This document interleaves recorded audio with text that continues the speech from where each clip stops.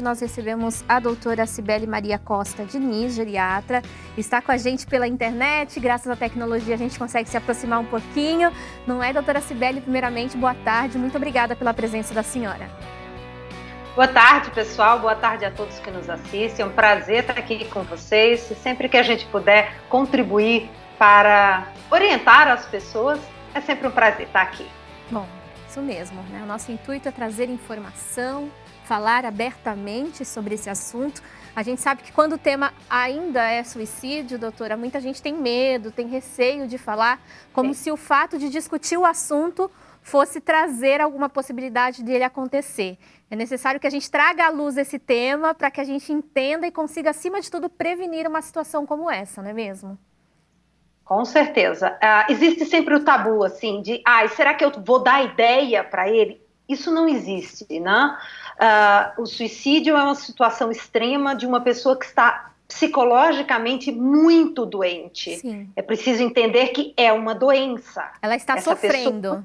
Ela está sofrendo. É um sofrimento extremo a ponto dele achar que a solução é acabar com a própria vida, né? Você já falou que não é por aí.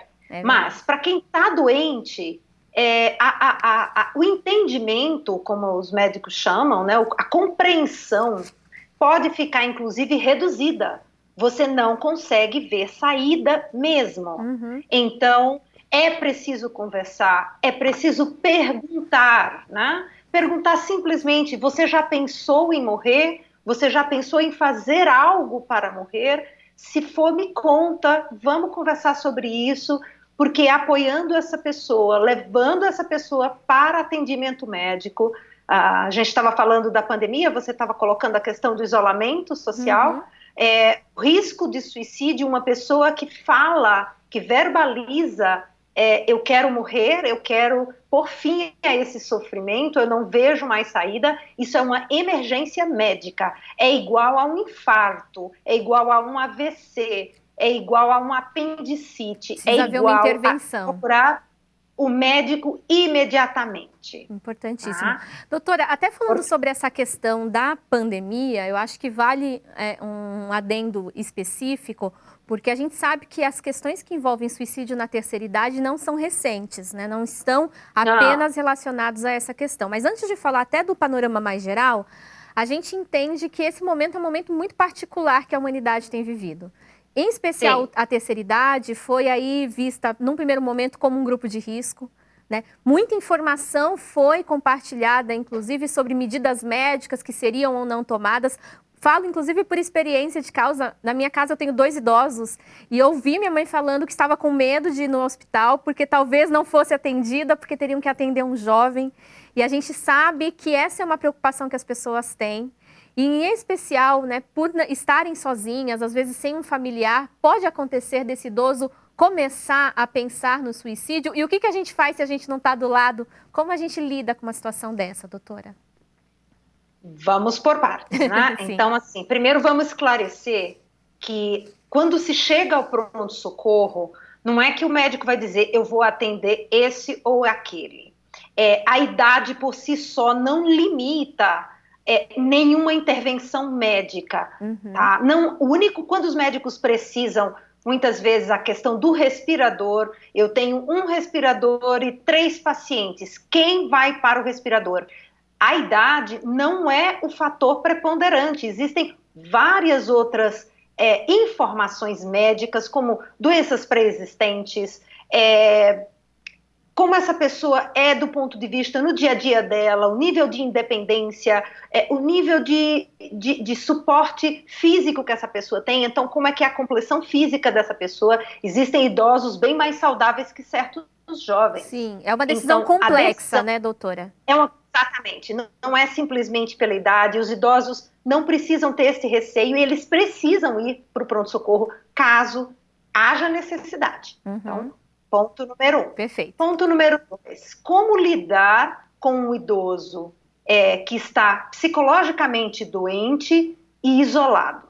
Primeiro que se essa pessoa tiver realmente uma depressão grave, ela não pode ficar só. Vai ter que ficar alguém ao lado dela.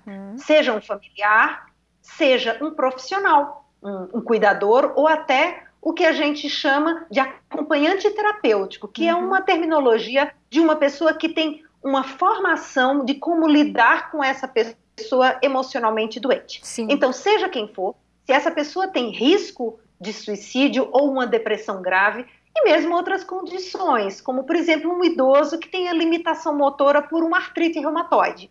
Ele não pode ficar sozinho, ele terá que ter alguém junto dele. Contudo, essa pessoa precisa se cuidar. Essa pessoa precisa usar máscara, essa pessoa precisa caprichar no álcool gel, essa pessoa deve, dentro do possível, enquanto não está cuidando diretamente do idoso, se manter mais afastado. É um outro nível de distanciamento.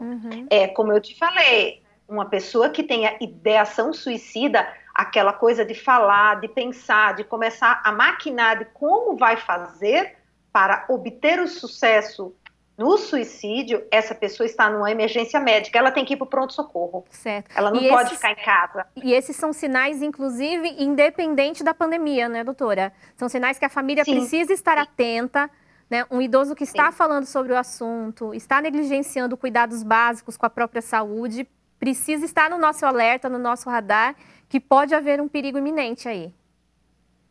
Exato. Uma coisa importante que você começou a falar e que é importantíssimo, no idoso não é igual ao jovem. O jovem fala, eu tô triste, eu não quero mais viver, assim não dá mais. O idoso não fala isso. Muitas vezes é exatamente essa autonegligência, não quero tomar remédio, não vou para o médico, não vou comer, não quero beber água, não fica junto de mim, ele começa a afastar todo mundo, e essa sensação de distanciamento é uma das coisas que nos chamam a atenção. Isso também é um comportamento suicida, doutora? Pode ser considerado? Eu acho que é uma coisa que chama a atenção. Sim, a gente considera essa autonegligência, essa pessoa que não quer se cuidar, como uma forma de tentar morrer, né? E sim, isso é possível, mas é claro que isso precisa de uma avaliação médica mais aprofundada. Mas isso aparecendo, o familiar tem que estar de olho. Né? A outra questão é aquele idoso que acha que sempre que está doente, que está sem energia, que está sem força. Pode ser depressão. O que eu quero dizer é que a depressão no idoso nem sempre vem com tristeza. Ela pode vir só com uma falta de esperança, com uma... como eu estava falando, um estreitamento do pensamento e uma sensação de que não tem solução. Né? E é importante... Perdão, pode falar, doutora. Isso mantido, isso não é claro, você ter isso um dia é uma coisa, você ter isso por um período maior, que a gente considera de em torno de 10, 15 dias, isso configura, sim, uma necessidade de avaliação médica. Importante, a senhora mencionou a questão da depressão e às vezes, né, a gente ainda tem um imaginário sobre a doença a depressão que coloca na nossa cabeça que a pessoa deprimida é aquela pessoa inerte, né, improdutiva, que, né, vai ficar chorando. É claro que existem quadros que essas questões se manifestam, mas não são todos os quadros de depressão. Então, às vezes a pessoa está muito produtiva, mas está deprimida e a gente precisa entender a depressão também como uma doença. Porque ela está associada também à questão da depressão, doutora? Muitas vezes a pessoa deprimida acaba tendo mais facilidade de um pensamento suicida? Geralmente sim. Normalmente uma pessoa que tem ideação suicida tem por base um quadro depressivo extremamente grave. Né? É claro que assim, com o envelhecimento é uma situação de vida onde a pessoa muitas vezes tem muitas perdas físicas, sociais, né? Então, às vezes, você adoece, está tomando muito remédio, está cansado de se cuidar, socialmente tem alguma questão, então, aposentadoria, perda dos amigos, então, falecimento dos amigos, redução do círculo de amizades. Então, assim, não é um fator único, é uma conjuntura que leva uma pessoa realmente a ter esse tipo de pensamento. Né? E, gente, não é pensar, eu hoje acordei mal-humorada e eu quero sumir. Isso é uma coisa, isso é um sentimento. Outra coisa é algo que permeia a vida desta pessoa e que começa a colocar ela em risco, como a gente estava falando. Não tomar remédio, não se cuidar, né? E de, sim, começar a planejar fazer algo para reduzir aquele sofrimento tamanho. Perfeito, doutora. Agora, acho que é importante a gente entender, a senhora mencionava já alguns aspectos que levam, né, o idoso a se tornar ali, né, alguém que tem ideais suicidas. A gente acompanha os números, vê que esse número tem crescido, infelizmente, né, nos últimos tempos. E é difícil a gente, às vezes, entender o porquê, porque a gente imagina que o idoso é mais, entre aspas, resiliente, né? Já passou por muita coisa, já venceu muita coisa. Por que seria agora o momento de desistir? O que leva um idoso, muitas vezes, a cogitar, né, esse encerrar da vida de forma tão drástica e tão violenta, né? Porque o suicídio, acima de tudo, é uma questão muito violenta à própria vida e à vida dos outros também, né? Tá. Então, vamos entender que o suicídio pode acontecer em qualquer idade. Sim. Tá? Os adolescentes também são uma população de grande risco. Sim. E os idosos, eles não só tentam mais, como eles conseguem mais. Isso é, claro, é um organismo mais frágil. Sim. Vamos entender o que é envelhecer. Envelhecer é quando o organismo da gente tem dificuldade de se adaptar.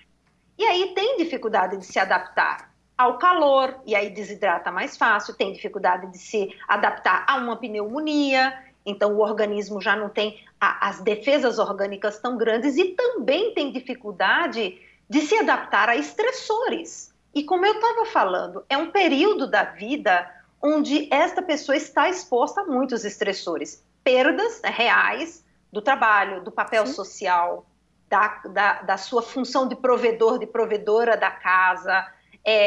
Já é considerado, não, é alguém que já fez tudo o que tinha que fazer, então perde função. É negligenciado muitas vezes, né? Muitas vezes, né? Então, sim, o idoso já viveu muito. Os idosos saudáveis, eles são extremamente sábios, cultos, eles têm uma vivência que os ajuda. Quando a gente fala de um idoso com ideação suicida, a gente está falando de um idoso doente. Sim. Isso não é normal do envelhecimento. Sim. O envelhecimento, como a gente sempre fala, é uma dádiva, é um estender da nossa permanência, né, nessa vida, desse planeta. Então, é uma dádiva, neto, bisneto, é tudo de bom. Mas isso é para quem tem um envelhecimento saudável. Sim.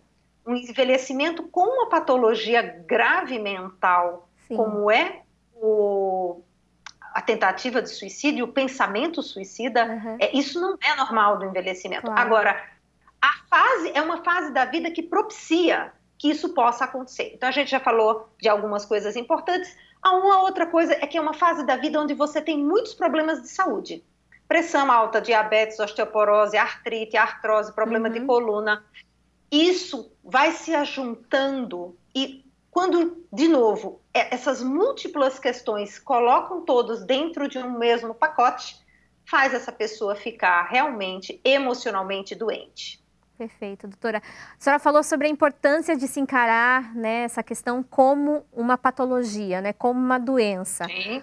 O que eu faço se eu identifiquei que a pessoa que eu amo, que é um idoso na minha família, está pensando sobre isso? É pronto-socorro? É um especialista? Qual deve ser a minha conduta para ajudá-lo, doutora? Não, se você conseguir, primeiro assim, é avaliação médica urgente, sim, tá? Pode ser feita a nível de pronto-socorro, ou caso essa pessoa tenha acesso direto ao médico psiquiatra, o correto, o ideal é que ele seja avaliado pelo psiquiatra. Sim. Algumas vezes, até por você acabar lidando com... Eu sou geriatra, eu cuido de idosos, mas eu cuido de muita gente jovem, eu cuido de neto dos meus pacientes. Você vai conhecendo a família. Muitas vezes você é chamado e fala assim, né? Esta pessoa está com tentativa, está pensando em se matar. E se eu avaliar e julgar, vai para o psiquiatra da minha sala para a sala do psiquiatra. Porque no meio do caminho pode acontecer alguma coisa. Então, é uma urgência médica. Se não é possível um atendimento imediato pelo psiquiatra, essa pessoa precisa ir para o pronto-socorro, sim. Tá? É motivo de ir para o pronto-socorro? É, porque pode morrer, sim. E aí os médicos vão avaliar a gravidade dessa ideação, porque existem quadros mais leves que podem ser tratados em casa, existem quadros mais graves que precisa ficar no hospital. E também, de acordo com o tipo de gravidade, vai se avaliar só medicação e psicoterapia, essa pessoa tem condição de entrar em psicoterapia agora, não é medicação mais internado. Então, são decisões que precisam ser tomadas rapidamente.